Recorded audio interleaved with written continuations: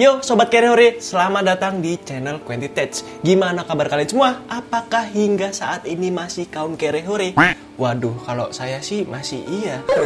Jadi di video kali ini kita akan merakit PC gaming, yaitu dengan budget 3 jutaan. Yang dimana dengan budget segitu udah bisa untuk live streaming, gaming hingga rata kanan, bahkan rata-rata serata-ratanya pokoknya. Buset dah. Dan gak usah lama-lama lagi, langsung aja kita ke racikan dari racikan PC kali ini.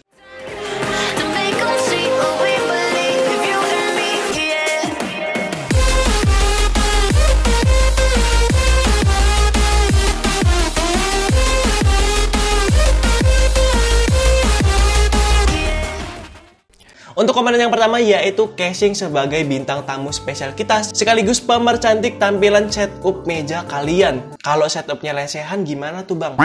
Suka-suka lu pada dah. Jadi casing yang kita gunakan pada rakitan kali ini yaitu Techwear Edge M2 Pro yang sudah diberikan bonus berupa 3 fan ARGB yang bisa kita atur warnanya bisa lewat tombol yang tersedia atau juga bisa langsung disinkronkan langsung ke motherboard kalian guys. Karena ada 3 pin ARGB-nya. Gak cuma itu aja, di sisi side panelnya ini udah pakai bahan tempered glass, jadi makin bening lagi saat menampilkan komponen yang ada di dalamnya. Kalau kalian mau lebih detail mengenai casing ini, kalian bisa aja cek di video kita sebelumnya. Seperti biasa ada di pojok kanan atas atau di deskripsi di bawah. Oh iya, hampir lupa, untuk harga dari casing ini itu berkisar di 650.000. Oke, kita lanjut untuk ke komponen yang berikutnya yaitu prosesor. Di sini kita pakai prosesor generasi ke-6 dengan soket 1151 Intel Core i5 6400 berkecepatan 2,7 GHz yang sudah memiliki 4 core 4 thread dengan TDP sebesar 65 watt.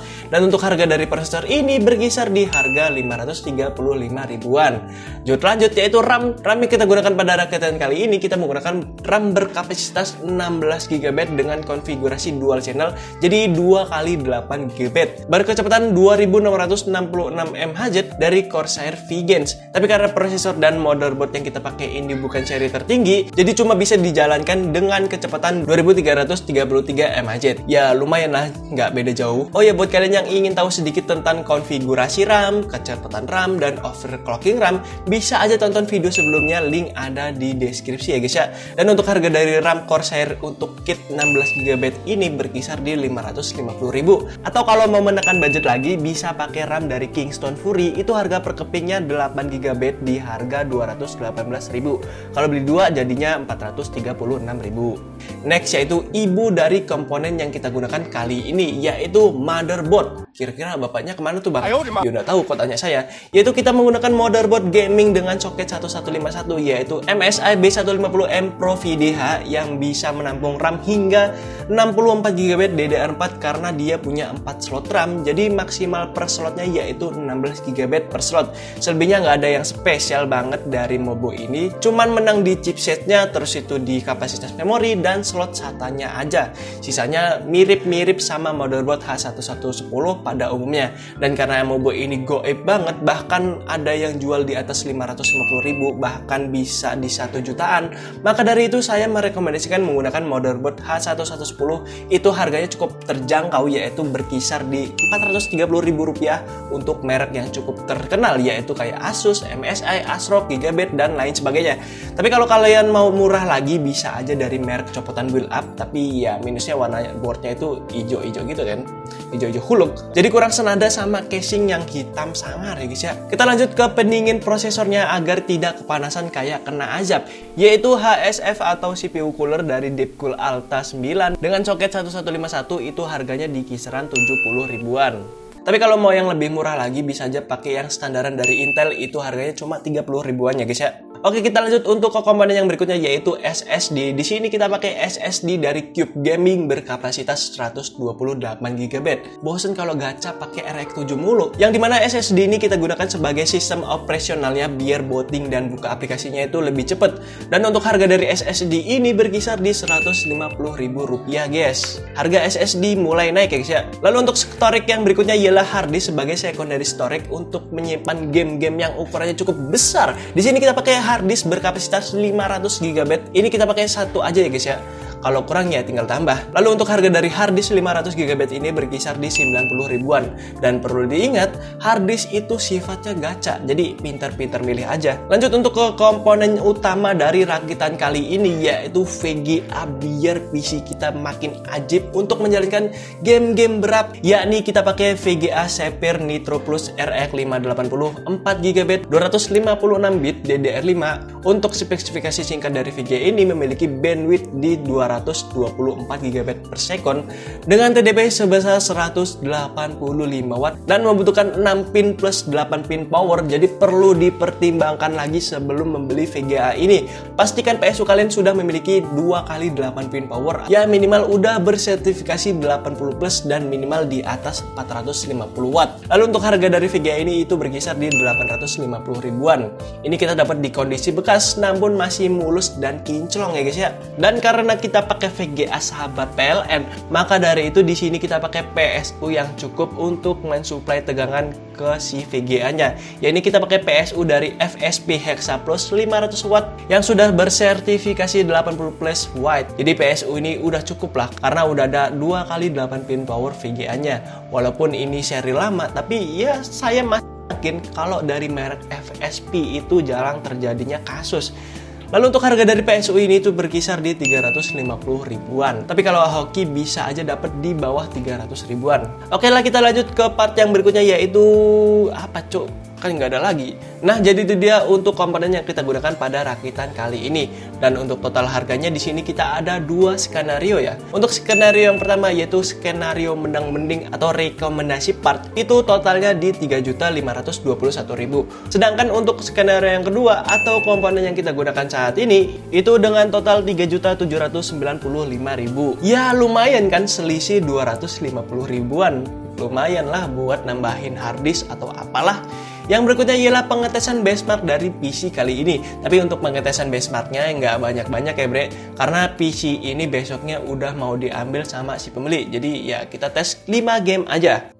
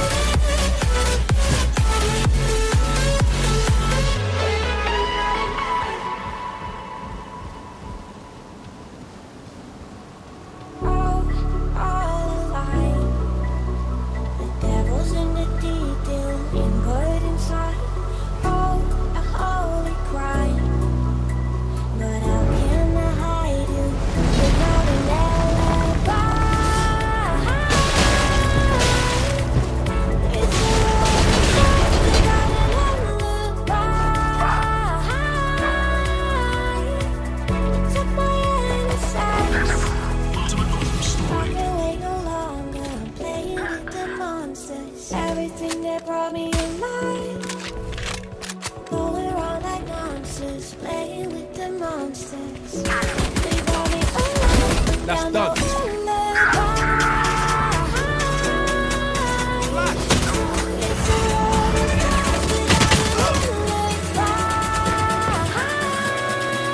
New stage in 10. Going up.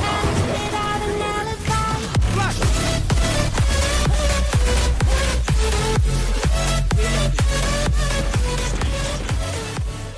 Nah, jadi itu dia untuk benchmark dari PC 3 jutaan kali ini. Gimana menurut kalian untuk performanya? Menurut saya ini udah paling mantap banget ya guys ya.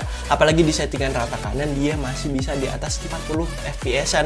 Dan untuk game Valorant ini walaupun di settingan rata kanan, dia masih bisa dapet di FPS yang sangat memukau, yaitu di atas 100-an FPS. Wah, mantep, ajib banget ya guys ya. Kesimpulannya, di budget 3 jutaan kali ini udah ajib banget dah, bisa mainin game-game berat di settingan Full HD dan udah bisa untuk kebutuhan live streaming ya, walaupun kita nggak ngetes ya. Dan juga PC ini masih bisa upgradable untuk kedepannya, mulai dari 2 slot RAM yang nganggur, terus itu prosesor bisa di-upgrade seri ke i7 generasi ke-7. VGA kayaknya udah cukup sih, tapi kalau kurang ya silakan pakai RTX 4090. Anjay, bottleneck bang. Loh, peduli amat sama bottleneck. Yang penting RTX nih bos. Bercanda ya guys ya. Dan segitu aja untuk video rakitan kali ini. Like jika kalian suka dengan video ini, dislike kalau enggak. Dan jangan lupa buat kalian yang belum subscribe, silahkan di subscribe dulu.